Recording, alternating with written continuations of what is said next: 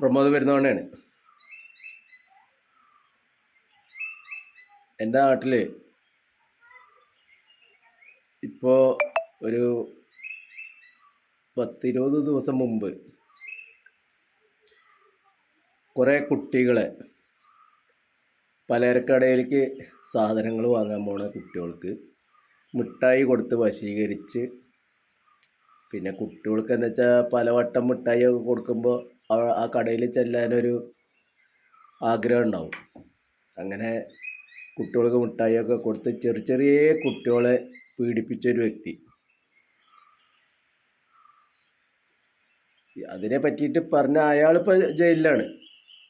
പക്ഷേ പറഞ്ഞു വരുമ്പോൾ എന്താ വെച്ചാൽ ഇതിൻ്റെ മുമ്പ് സമാനമായ ഒരു വിഷയം ഉണ്ടായി. പക്ഷെ അത്രയ്ക്കൊന്നും സീരിയസ് അല്ല, കുട്ടികളെ പീഡിപ്പിച്ചിട്ടൊന്നുമില്ല.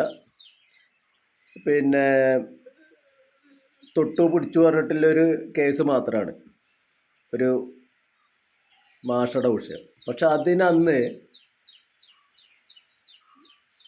എൻ്റെ നാട്ടിലെ ലീഗുകാർ എന്തൊക്കെ കോലാഹലം ഉണ്ടാക്കിയത്. ഇപ്പം എന്താ നിങ്ങൾക്ക് കോലാഹലമൊന്നുമില്ലേ? ലീഗ് മാത്രമല്ല കേട്ടോ, ഞാൻ പറഞ്ഞു വരുമ്പോൾ ലീഗ് മാത്രമല്ല, അവിടെ മറ്റുള്ള രാഷ്ട്രീയ പാർട്ടികളുമുണ്ട്.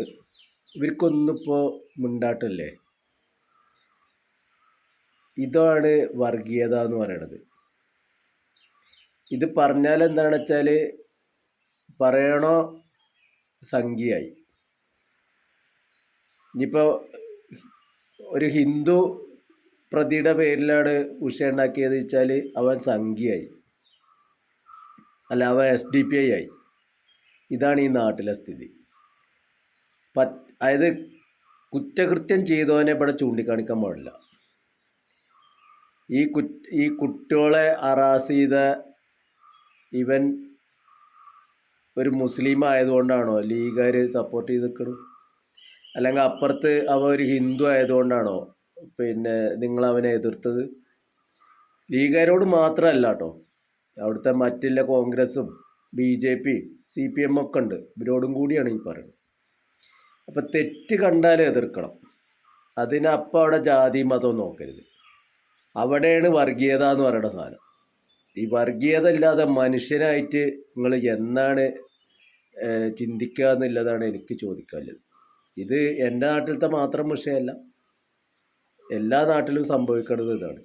ആദ്യം അവൻ്റെ ജാതി നോക്കും, പിന്നെ മതം നോക്കും, പിന്നെ അവൻ്റെ രാഷ്ട്രീയം നോക്കും. ഇതല്ല വേണ്ടത്, ഏത് രാഷ്ട്രീയക്കാരനായിക്കോട്ടെ. ഇപ്പം ഞാൻ നിരന്തരം പോരാടുന്നത് പെരുന്നാളിനടുത്ത് ഒരു ബാങ്കിനെതിരെ. ആ ബാങ്കിൻ്റെ രാഷ്ട്രീയം നോക്കിയിട്ടല്ല ഞാൻ പോരാടുന്നത്. അത് എനിക്ക് വേണ്ടി മാത്രമല്ല, എല്ലാവർക്കും വേണ്ടിയിട്ടാണ്. അപ്പോൾ അങ്ങനത്തെ പോരാട്ടത്തിന് ഒപ്പം നിൽക്കുക വേണ്ടത്. സപ്പോർട്ട് ചെയ്യണവർ മാത്രം ഒപ്പം നിന്നാൽ മതി, അല്ലാത്തവർക്ക് കൊഴിഞ്ഞു പോവാം, യാതൊരു വിഷയവുമില്ല. അപ്പം നല്ല ലീഗുകാർക്ക് പ്രതികരിക്കണം എന്നില്ല ലീഗുകാരുണ്ട് കേട്ടോ. എന്നോട് വിളിച്ച കുറച്ച് ലീഗുകാരുണ്ട്, അവർക്ക് പ്രതികരിക്കണം എന്നുണ്ട്. പക്ഷെ എങ്ങനെ പ്രതികരിക്കണം? കാരണം നേതാക്കന്മാർ പ്രതികരിക്കണില്ലല്ലോ. അപ്പം അതിൻ്റെ ഒരു ഭയപ്പാട് അവർക്കുണ്ട്. എന്തായാലും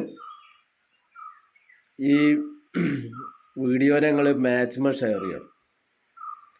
ഇത് ഇപ്പോൾ അല്ല, ഞാൻ ചോദിക്കുന്നത്, ഇപ്പോൾ നിങ്ങൾക്ക് ചൈൽഡ് ലൈൻ ഇല്ലേ, മുഖ്യമന്ത്രി ഇല്ലേ, ആർക്കും നിങ്ങൾക്ക് പരാതി കൊടുക്കണ്ടേ?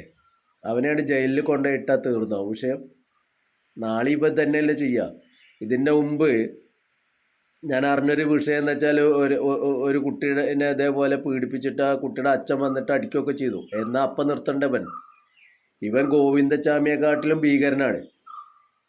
അപ്പം അതിനനുസരിച്ചിട്ടല്ലേ പ്രതികരണം വേണ്ടത്. അപ്പം നിങ്ങളെന്താ ഒരാളെ ഒരു കുട്ടീനെ അറാസ് ചെയ്തു, അപ്പം അതിനെ ജയിലിൽ കൊണ്ടുപോയിട്ട് പറഞ്ഞിട്ട് നിൽക്കുക നിങ്ങൾ ചെയ്യുക? അവനെതിരെ ഞങ്ങൾ പരാതി കൊടുക്കുക, അവിടെ ഒരു മാസ് പെറ്റീഷൻ തയ്യാറാക്കുക, അതല്ലേ വേണ്ടത്. അവനെഞ്ഞി പുറത്തേക്ക് ഇറക്കരുത്. കുട്ടികളോട് ക്രിമിനലിസം ചെയ്യണവനെ പുറത്തേക്ക് ഇറക്കരുത്. മറ്റതൊക്കെ പ്രായപൂർത്തിയായി അതിനൊക്കെ കുറച്ച് മാനദണ്ഡങ്ങളുണ്ട്. ഇത് അതല്ലല്ലോ.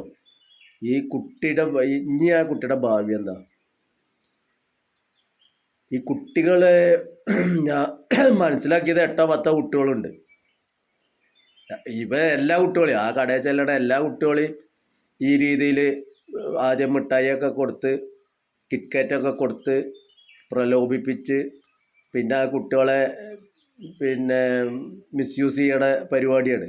അപ്പോൾ അത് ഇനിയെങ്കിലും നിങ്ങൾ ഒന്ന് സംഘടിക്കുക. ലീഗുകാരാണ് ഇപ്പോൾ ഒത്തുതീർപ്പിന് ശ്രമിക്കണമെന്നുള്ളതുകൊണ്ടാണ് ലീഗുകാരോടേക്ക് പറയാനുള്ളത്. മാർക്സിസ്റ്റുകാർ ചെയ്താലും മാർക്സിസ്റ്റുകാരോട് ഞാൻ തന്നെ പറയും, അതിൽ ഒളിമാറിയൊന്നുമില്ല. പ്രത്യേകിച്ച് എൻ്റെ നാട്ടുകാരല്ലേ, എനിക്ക് മറ്റുള്ള നാട്ടുകാരെ നേരെയാക്കാൻ പറ്റില്ല, എൻ്റെ നാട്ടുകാരെ നേരെയാക്കാമല്ലോ. ഈ കുട്ടികളുടെ അച്ഛന്മാരെയൊക്കെ നമുക്ക് അറിയണത് വേണം. അപ്പോൾ എല്ലാവരും ഒന്ന് സംഘടിച്ചിട്ട് അവരെ നാട്ടിൽ നിർത്താത്ത രീതിയിലാക്കാൻ പറ്റുമോ, അതിനുള്ള ശ്രമം ആരംഭിക്കുക. ഓക്കെ.